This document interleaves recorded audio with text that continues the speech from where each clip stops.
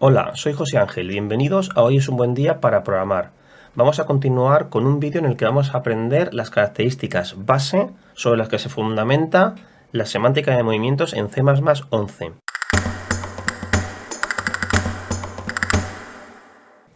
Hasta C++11 teníamos referencias que a partir de ahora se van a llamar L-value reference, es decir, referencias a valores de tipo L, y son todas aquellas referencias que se declaraban con un único ampersand y apuntaban a un objeto que tenía nombre.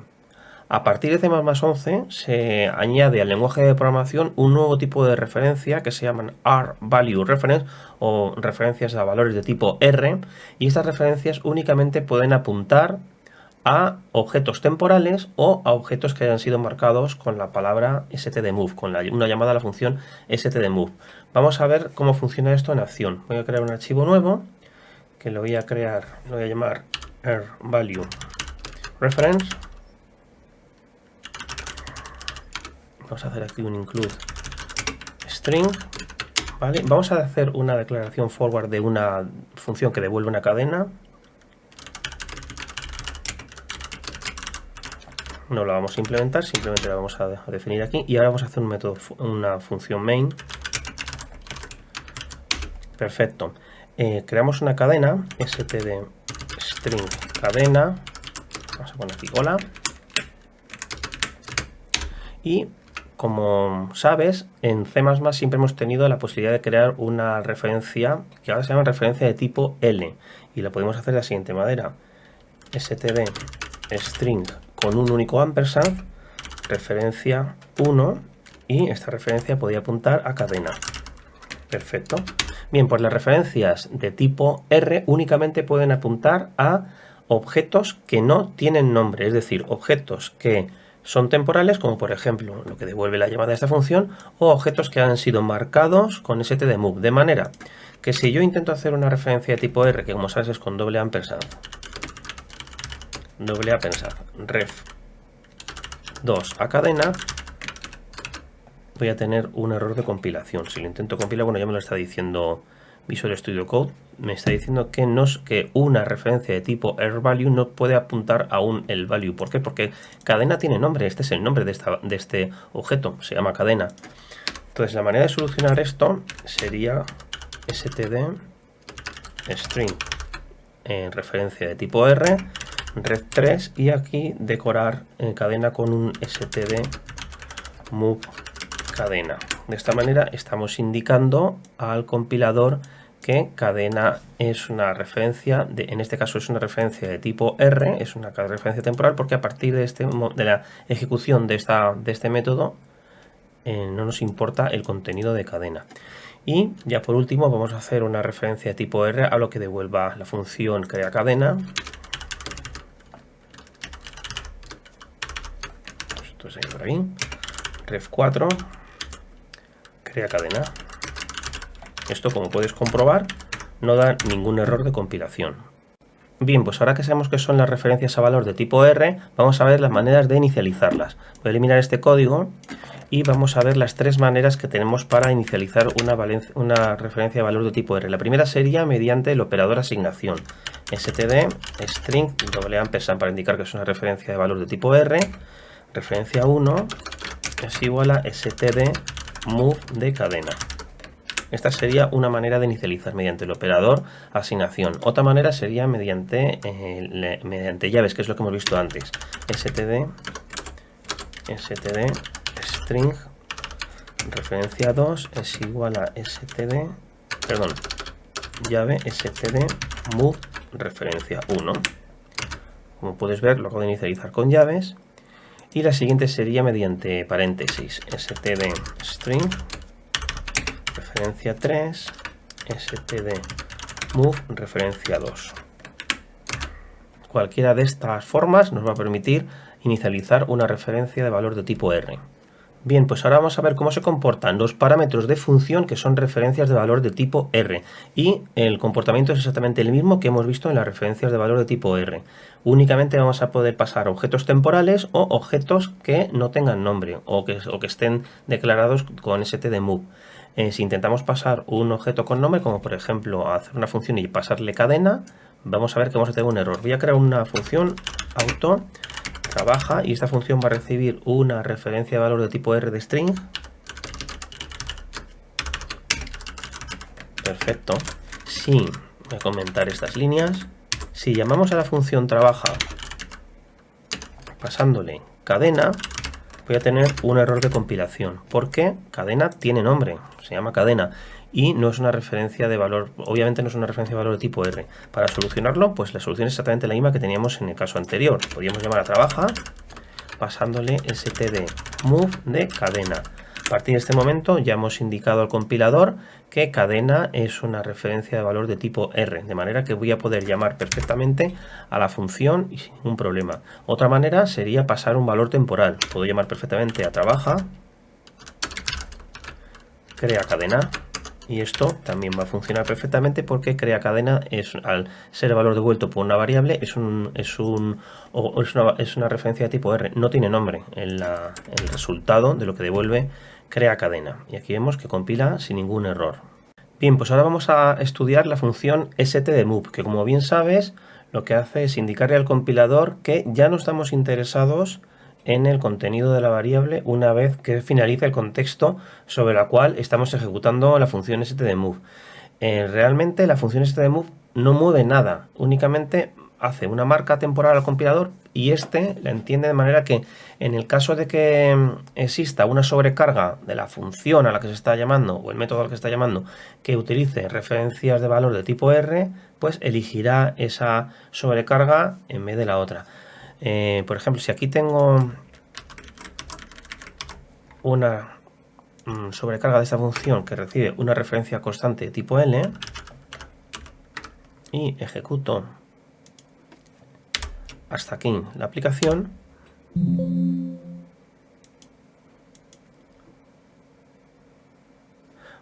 vamos a hacer aquí que esto devuelva comillas, comillas, por ejemplo. Perfecto. Fíjate que se va a llamar a la función trabaja std_move. Si entramos, la que se elige es la sobrecarga que recibe la referencia de tipo R. Como ya sabes, que hemos visto también en vídeos anteriores, en el caso de que no exista esta sobrecarga, pues no vamos a tener ningún error de compilación. Si ejecuto, esto va a compilar y se va a seleccionar la sobrecarga de referencia constante al tipo sobre el cual estamos trabajando. Y el estándar define que si tampoco se encuentra esta sobrecarga y lo único que encontramos es una sobrecarga que sea una referencia no constante, en teoría esto tiene que dar un error de compilación. Voy a comentar esto, voy a ejecutarlo y no me ha dado ningún error de compilación. Esto es porque estoy utilizando el compilador de Visual Studio, el compilador de Visual C++. Vamos a cambiar el compilador, vamos a seleccionar G++ y esto verás que me va a dar un error porque este compilador sí que se acerca más al estándar. No me permite llamar a una sobrecarga que esté esperando una referencia de tipo L que no sea constante cuando le estoy pasando una referencia de tipo R. Bien, pues ahora vamos a hacer nuestra propia implementación de la función std_move. La función std_move básicamente lo que hace es devolver una referencia de valor de tipo R del objeto que hemos pasado, es decir, que lo que hace es ejecutar un static cast que devuelve un doble ampersand. Vamos a comprobarlo. Template, typename, auto myMove va a recibir una referencia no constante, una referencia de tipo L, valor, y lo que va a devolver va a ser una referencia de tipo R. Y lo único que tenemos que hacer es hacer un return static cast de t doble ampersand de v. Acabamos de finalizar nuestra implementación de myMove. Vamos a comprobarlo. En vez de llamar a trabaja move, voy a llamar a trabaja myMove y ya lo tenemos. Vamos a comprobarlo. Pulso F9 para poner un breakpoint, F5 para empezar a compilar. Se va a llamar a nuestra función myMove. Esta va a devolver una referencia de tipo R y continuamos y se llama... bueno, no, espérate que no teníamos la sobrecarga esta. De hecho vamos a dejar abiertas estas dos, incluso las tres. a ver cuál de las sobrecargas se llama. Y como podéis comprobar, se está llamando a la sobrecarga que recibe una referencia de tipo R. Bien, ¿dónde vive la función stdmove? En el include utility. Nosotros no hemos tenido que hacer el include utility hasta este momento porque la mayoría de los includes que tiene STL ya hacen implícitamente un include de utility, pero no tenemos que confiarnos en que el usuario que vaya a utilizar nuestras librerías haya hecho ese include, de manera que si tenemos en algún archivo.h un stdmove, pues siempre conviene que lo pongamos porque nadie nos garantiza que el usuario haya hecho algún include que implícitamente haya hecho a su vez un include de utility. Como ya dijimos en el primer vídeo, los objetos que han sido movidos se tienen que quedar en un estado que nos permita seguir utilizándolos. De manera que si aquí acabamos de llamar a... Bueno, el trabajo en realidad no está moviendo nada, así que vamos a hacer un include de vector y un include de IOStream para poder imprimir algo por la consola. Vamos a comentar esto y vamos a hacer un vector de string y vamos a mover cadena al vector std vector de std string vector.pushback std move de cadena. Perfecto, ahora sí que realmente hemos movido la cadena al vector y la cadena podría seguir utilizándose. Es decir, en teoría cadena tiene que tener ahora una longitud de 0. Vamos a comprobarlo.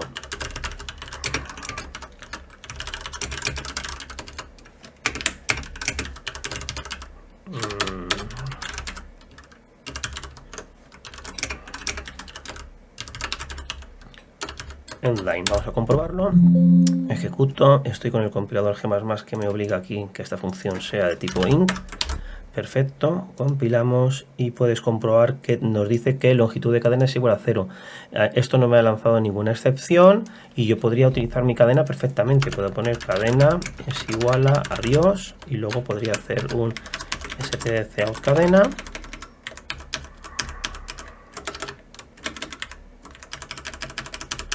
Aquí lo tenemos, compilamos, ejecutamos y aquí tenemos nuestro longitud de cadena 0 y adiós. El objeto cadena se tiene que quedar en un estado que nos permita seguir utilizándolo. No lo tenemos que dejar en un estado incompleto que no nos permita seguir utilizándolo. Bien, ¿y qué pasa cuando movemos un objeto sobre sí mismo? Bien, pues el estándar lo que dice que el objeto tiene que quedarse en un estado válido, pero sin especificar.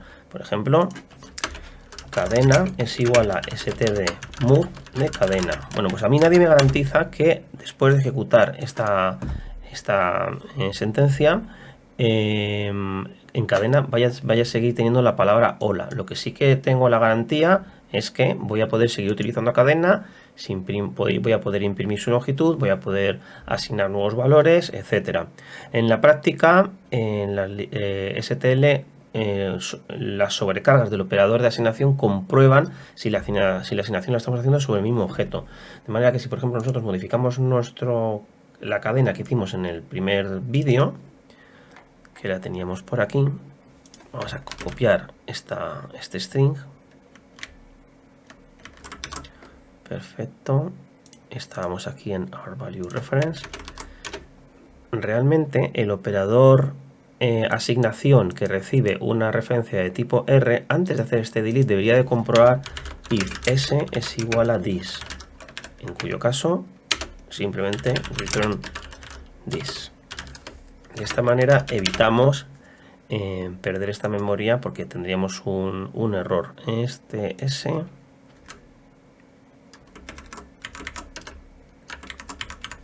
vamos a poner aquí un ampersand y seguro que lo solucionamos. Aquí lo tenemos arreglado. De esta manera hemos modificado el operador asignación que recibe una referencia de tipo R para que realmente no haga ninguna operación cuando estamos haciendo una operación de este estilo, movernos sobre nosotros mismos. Bien, y ya por último vamos a ver que podemos incrementar el rendimiento de nuestra aplicación si tenemos que llamar a funciones que reciben parámetros de tipo valor, no son parámetros de referencia, pero nosotros movemos el contenido a ese parámetro. Vamos a comprobarlo. Voy a hacer una función que la llaman imprimir, que recibe un string de tipo valor. Perfecto. Si yo llamase a esta función sin mover, lo que va a pasar es que como es de tipo valor, cuando se llama la función se va a instanciar este objeto con el constructor de copia, de manera que lo que va a hacer va a ser solicitar memoria para asignar y copiar, copiar el valor que tiene cadena. Pero si yo tengo la garantía de que no voy a necesitar el valor de cadena a partir de esta llamada a imprimir, podría llamar a la cadena, podría mover el contenido de la cadena a la función stdmove. Esto lo que va a desencadenar es que cuando se llame al constructor de este objeto, en vez de utilizar el constructor de copia, se va a utilizar el constructor de movimiento, el constructor que recibe una referencia de valor de tipo R, de manera que este constructor va a robar el contenido de cadena, que como ya hemos visto en el primer vídeo es muchísimo más rápido que no instanciar una cadena nueva, y la aplicación va a correr mucho más rápido.